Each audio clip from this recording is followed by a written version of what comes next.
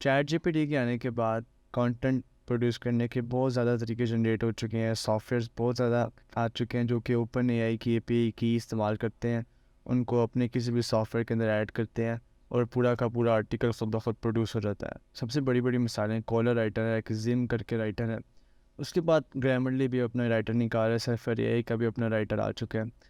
तो जब नया नया चैट जीपीटी आया था तो हम लोग एक एक को पकड़ के एक एक आउटलाइन, एक एक सेक्शन को पकड़ के उसका कंटेंट जनरेट करते थे, लेकिन अब ऐसा नहीं है।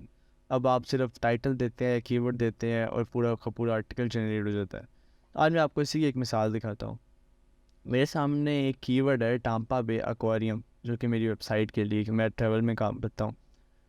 ये मेरे पास, मैंने चैट जीपीटी को कीवर्ड दिया, उसने मुझे टाइटल प्रोड्यूस करके दिया। अब मैं ये टाइटल जो है एक सॉफ्टवेयर को दूंगा, उसके बारे में आपको इंट्रोड्यूस कराता हूँ। इसका नाम है क्विक आर्टिकल वर्कफ्लो। इसका लिंक ये है worldgalaxy.netlify.app। इसका मतलब है कि ये भी बीटा में है, लेकिन इसकी वर्किंग बहुत ज़बरदस्त है।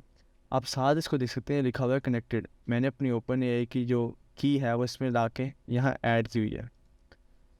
अकाउंट बनाना बहुत आसान है, $5 आपको फ्री ट्रायल मिलते हैं और एक आर्टिकल प्रोड्यूस करने के तकरीबन मेरे $2 लग रहे हैं इन दिनों। देखते हैं हम इसको किस तरह प्रोड्यूस करते हैं। कीवर्ड की जगह मैं ला के अपना टाइटल डाल देता हूँ और स्टाइल, 3 स्टाइल इसके पास है। वो कहता है कि आर्टिकल किस तरह लिखा होना चाहिए, प्रोफेशनल जैसे कोई न्यूज़ बता रही होती है, कन्वर्सेशनल यानी कि कन्वर्सेशनल का मतलब है कि जिस तरह हम आपस में बातें कर रहे हैं तो क्या बहुत ही इनफॉर्मल हो या ओपिनियनेटेड हो। क्योंकि ज़्यादातर जो ट्रैवल आर्टिकल्स होते हैं वो ओपिनियनेटेड होते हैं। इसका मतलब है कि मैं उस जगह पे गया, मैंने ये चीज़ें देखी, ये महसूस किया, ये चीज़ महंगी थी, ये सस्ती थी। इस तरह करके आपने अपना एक्सपीरियंस शेयर करना होता है ट्रैवल के अंदर, इस तरह आपके आर्टिकल्स रैंक करते हैं। तो मैं ऐसे कहूँगा ओपिनियनेटेड करो। उसी के नीचे आप देखते हैं आर्टिकल लेंथ। आर्टिकल लेंथ है, मैं 1 2 3 4 5, मैं 3 के करीब रखता हूँ क्योंकि 2000 वर्ड का आर्टिकल मेरा प्रोड्यूस होता है जो मुझे चाहिए। फिर मैं क्रिएट आर्टिकल कर देता हूँ। ये तकरीबन कम से कम 2 मिनट लेता है और कम से कम 1 मिनट में हो जाता है, ज़्यादा ज़्यादा 2 मिनट लेता है और ये पूरा आर्टिकल बेहतरीन क्वालिटी का प्रोड्यूस करेगा। हाँ, मुझे इससे थोड़ा सा जो गिला है वो ये है कि जो इसकी जो सेक्शंस की हेडिंग्स होती हैं वो इरेलीवेंट होती हैं। यानी कि अगर मेरा ये आर्टिकल इस वन में है तो आप सबसे पहले आना चाहिए where is Tampa Bay aquarium located.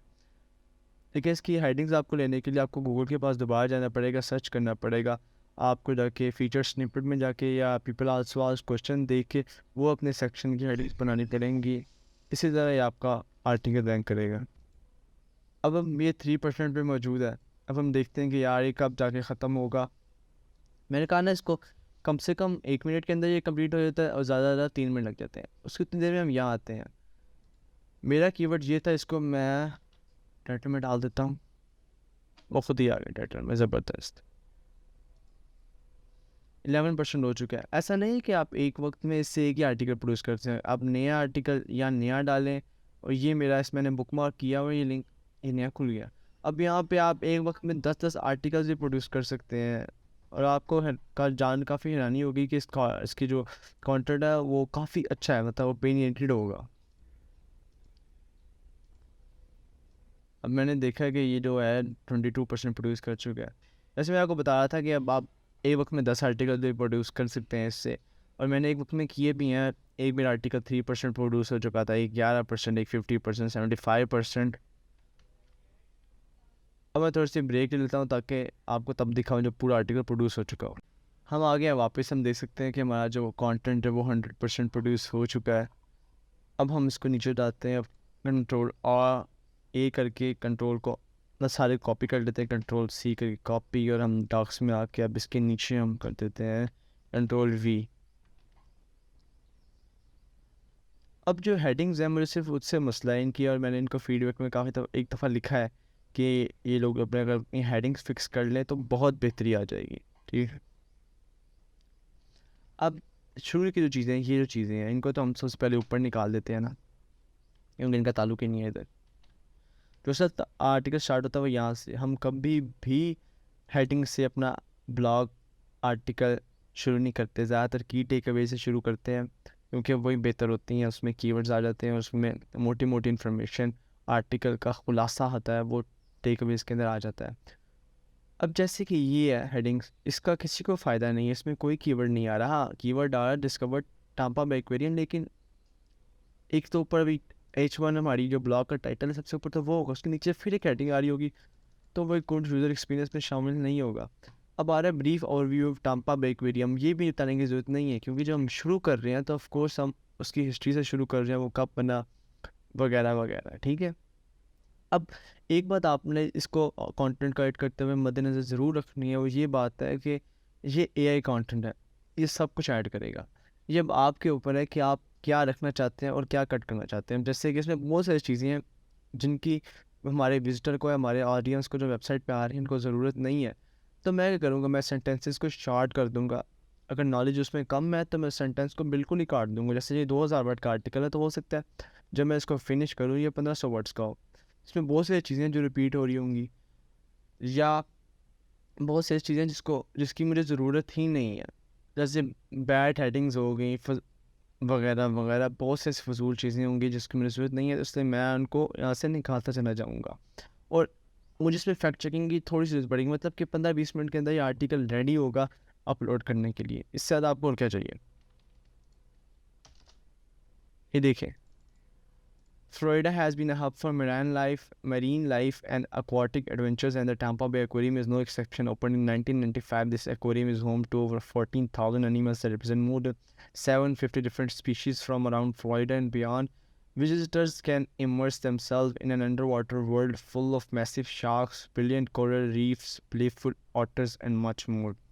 ये सुनने में अच्छा लग रहा है, लेकिन ये लग रहा है कि टापा बे एक्वेरियम की वेबसाइट के ऊपर ये कंटेंट लिखा हुआ है। ये ऐसा नहीं लग रहा कि कोई विजिटर जो वहाँ पे गया है उसने लिखा हुआ है।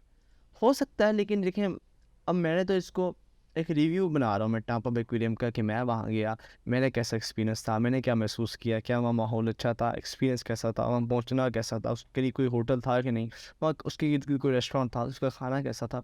मुझे ये सब चीज़ें रिव्यू करनी है, क्योंकि एक मैं ट्रैवल ब्लॉगर कंसिडर किया जा रहा हूँ।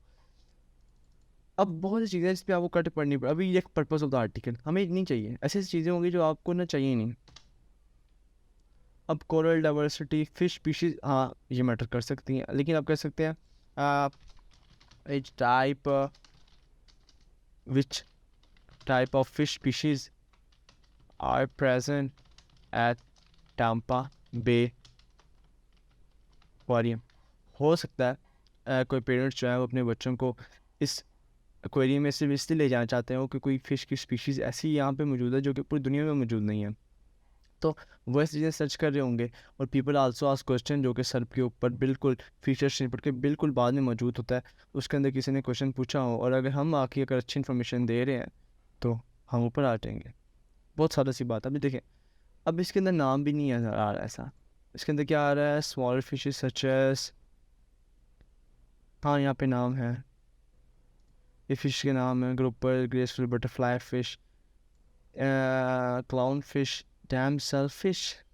इंपॉर्टेंस, मैं ये बताना चाह रहा हूँ कि 15-20 मिनट आपको इसको फैक्ट चेकिंग में लगेंगे, या स्पीड से आप गुजरें, जो भी चीज़ आपको लगती है कि नहीं उसकी ज़रूरत नहीं है, फ्लफ़ लिखा हुआ है, या वो टाइम वेस्ट करे यूज़र्स का, तो उसको उठा के बाहर फेंक के उसको काट दे, आपका आर्टिकल बिल्कुल ह्यूमन रिटर्न लगना शुरू हो जाएगा। जैसे मैं आपको एक और छोटी सी ट्रिक बता दूँ, ये जो होता है ना, इन एडिशन, इसको मिटा दें, हाउएवर इसको मिटा दें, जहाँ क्वेश्चन आ रहे हैं ना इसको मिटा दें।